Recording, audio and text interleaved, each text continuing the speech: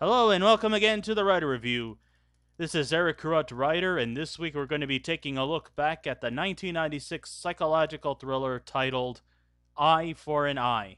Now, Eye for an Eye runs for 1 hour and 41 minutes long. It is directed by John Schlesinger. It is produced by Michael I. Levy, Michael Polaire, and Catherine Knowlton. The script was done by Amanda Silver and Rick Jaffa, based on a novel titled Eye for an Eye by Erica Holzer. The score was done by James Newton Howard, the cinematography by Amir M. Mokri, and the editing was done by Peter Onis. And the stars of the movie are Sally Field, Ed Harris, Kiefer Sutherland, Beverly D'Angelo, and Joe Mantegna. Now, I gotta say that this is really one very, very intense, character driven psychological thriller. Uh, well, in the past few years, director John Schlesinger has been kind of living a quiet, serene life for himself. In the late 60s, Schlesinger won an Oscar for Best Director in the classic Midnight Cowboy and has been nominated for many more since then. Then his star status slowly began to plummet, with Marathon Man being his best in the 70s and Believer as his best work in the 80s. By the 1990 season, or the 1990 decade, he has been reduced to shifting into mediocrity with Pacific Heights. Though Michael Keaton was very sharp, it would be safe to say that around this time, Schlesinger's best days have been long past him. So then we go into 1996 when he released his fourth film in the 1990s, the gripping, morbid, and vengeful drama Eye for an Eye. And let me just tell you something. This was really a really great film to watch. Not super spectacular. It's not Oscar worthy for Mr. Schlesinger, but it was still gripping. It was intense, and you really truly like the characters, though the bad guy characters are truly hateful. And of course, as the old title of Eye for an Eye, it's very fitting because unfortunately, when it comes to Eye for an Eye, you do something bad to me, I will do something bad back to you. That's the philosophy that's in this movie. Or the old definitive revenge is a dish best served cold. Or don't mess with me cuz I'll mess back with you more. There's all kinds of great analogies to go with this fitting title. So, leading star Sally Field plays Mother Karen McCann. She's a loving, devoted mother. They live in a rather nice house in Santa Monica, California. She has a caring husband named Mac. She has two daughters, one from a previous marriage. I think her name was Julie. And she's got an adorable young daughter named Megan. Um, they seem to live a nice, quiet, serene suburban area. She's a TV executive, while Mac is a contractor. So, they seem to be well off. Um, so, it was Megan's sixth birthday, and Julie skipped soccer practice to help decorate and prepare for her kid sister's surprise party. While she and Karen were talking on the phone, a stranger walks into the house and unmercifully, brutally raped and then just beat her to death. Beat Julie to death. Frustrated, concerned, and most of all feared, Karen uh, drives back to her car, tries to beat the heavy traffic just so that she could get back to her house and try to hopefully potentially try to rescue Julie. Of course, we already know that it's too late. When she arrives home, Julie's dead. And then she eventually had to take this all matters to police, to detectives, and they found who it was that did the job, and it was Kiefer Sutherland's character. His name was Robert Doob, played by Kiefer Sutherland, and man, this guy was a real fucking badass. Anyhow, aside from being a murderous asshole, he also uh, when he's not on a killing spree, he works as a delivery guy. And it's been known that this guy has kind of a bit of a criminal record in the past. And so eventually they try to take him into court. But it seems like they they every time they have a chance to arrest this guy, somehow there's some kind of a loophole in the legal system, in the police system, that does not have any kind of substantial evidence to him doing any kind of wrongdoing because there was no specific DNA proof, even though it's pretty clear that everyone knows he did it. He should be locked up. He should have the key thrown away from him. He shouldn't even be roaming around the streets free. But somehow, since the legal system is just as corrupt as fuck, they let him go. Like as if, oh well, you may have stopped me on my tracks, but I'm still roaming free. Feeling that she feels that the legal system and the police are doing shit all,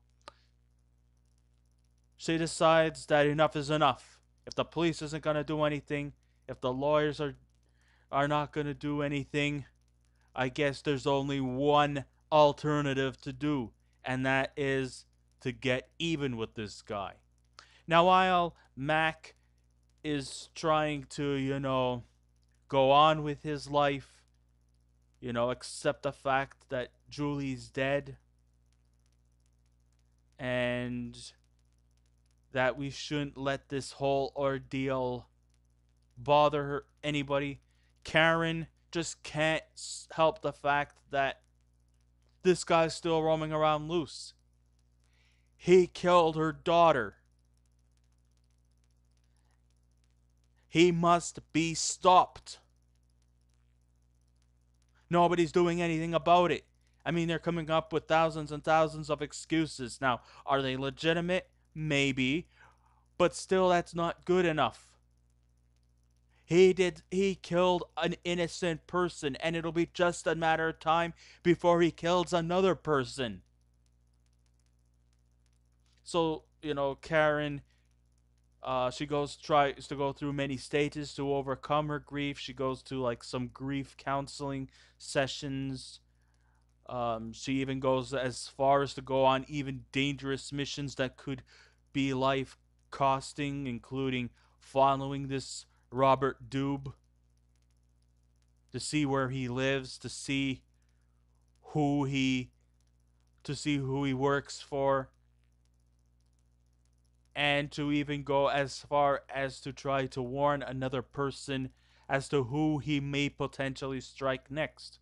One day he was delivering groceries to some Spanish lady while Karen is like trying to stay as incognito as possible. She even like tries to conceal herself by wearing a big baseball cap covering her so that Doob doesn't watch where he's doesn't know that she's there.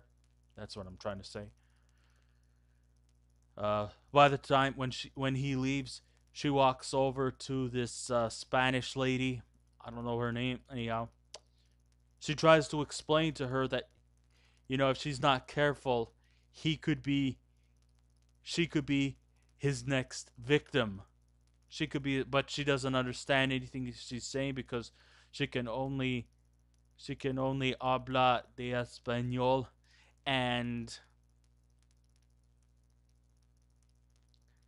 then her husband, I guess, walks in and tries to tell Karen that you have to leave because you're trespassing, and so you know she tries to tell the detectives that there's enough DNA proof that this guy killed her daughter Julie, but Detective Danilo, played by Joe Mantegna, finds uh, many more excuses as to why he can't arrest Robert Doob, and she decides to just simply tell him to fuck off, and I guess she decides to take matters in her own hands. She goes to I guess, esoteric gun dealer shop where they buy her a gun, or and then she tries to use the gun to do like practice sessions, with the paper model. Bang, bang, bang. She goes to a self defense class, and of course, there's that memorable scene where it looks like there's a man who's following her to a parking lot, and she just practically beats the shit out of him, even though it was kind of clear that he wasn't actually following her and that his car was over there. Of course, she apologized, but then she also had this feeling of relief that, wow, it really worked. She befriends uh, another member of the group counseling for grieving mothers or grieving parents who had lost their kids. I think her name was Angela. Anyhow, she befriends her, and then we realize that her friend, who had claimed to had lost her son Sean, really isn't a grief-stricken mother, and that her son Sean is alive, and that she is now living her life as a lesbian, and that she actually is an FBI for some vigilante society, and she tries to warn Karen off that you're in a danger zone. You just can't do this alone. I understand that you're grief stricken, but you're putting yourself and your family in grave danger if you try to attempt to do something for yourself. You could end up in jail too. You could end up being behind bars if you go out and decide to kill this son of a bitch, even though he may probably deserve to die anyway. But she somehow still somewhat fends her off. Now, this Doob guy is very sneaky. Who can I mean he is a very remorseless son of a bitch who has really no motives as to why he killed Julie and why he killed that Spanish lady.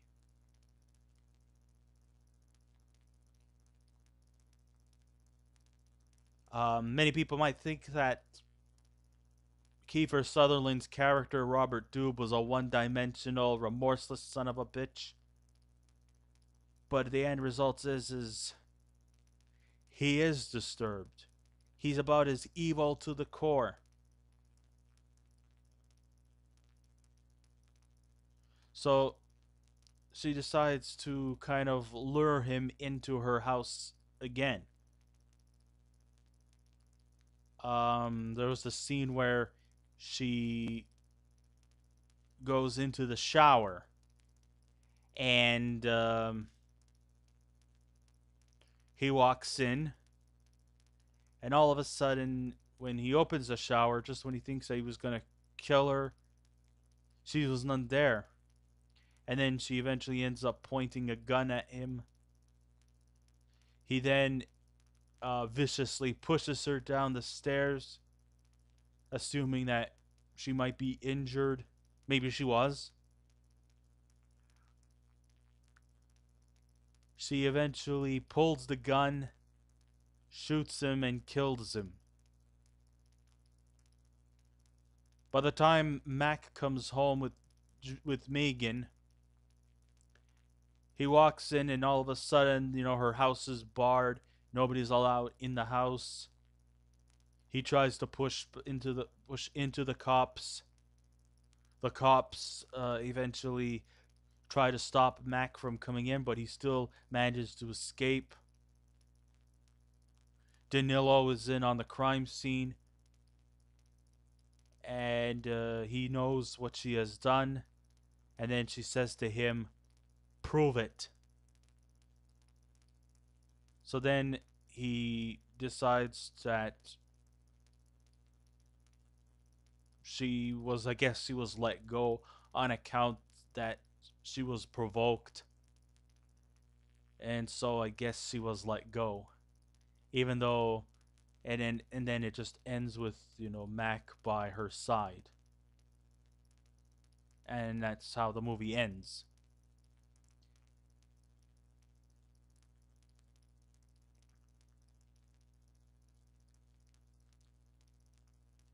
So yes, so Sally Field is the mother. She's a devoted mother who was stuck in a hectic traffic jam. She receives news via cell phone that her teenage daughter, played by Olivia Burnett, has been raped and murdered by some deranged lunatic. That's Robert Dube, played by Kiefer Sutherland, who was charged and arrested for this dastardly deed, but is let go due to a technical glitch. Karen feels it is her own destiny to track down this evil man before he attempts to commit the same act to another unfortunate soul, which he does to his poor Spanish woman.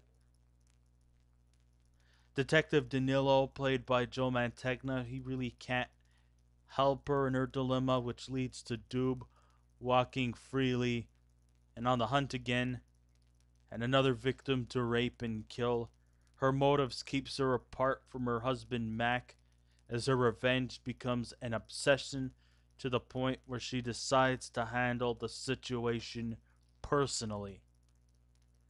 Though, okay, not on the same level as other parent losing child with death movies like The Crossing Guard and Dead Man Walking, Eye for an Eye still has, a vast array of emotions to guarantee a solid 1 hour, 41 minutes of your time well worth it. Overall, the acting is very effective, and all the stars bring out the best that is they excel in. Kiefer Sutherland, he is excellent in all of his villainy, even if his performance is very limited. We don't really know too much about his background, but just the fact that he's just a cold-hearted, icy-veined son of a bitch. Ed Harris and Joe Mantegna show wonderful performances in their brief roles, but it's really Sally Field who carries the film through as a woman obsessed with getting even with the psychopath who's on the loose, and the law and the enforcements just can't really do very much to help. So though it flows as a standard fare movie, John Schlesinger makes sure that the pace is fast and the intensity is at a heart pulsing rate. I think a lot of people will appreciate this rare, timeless classic that is highly recommended by the majority of film lovers. It's a great psychological thriller. Some people might think that it's like an overextended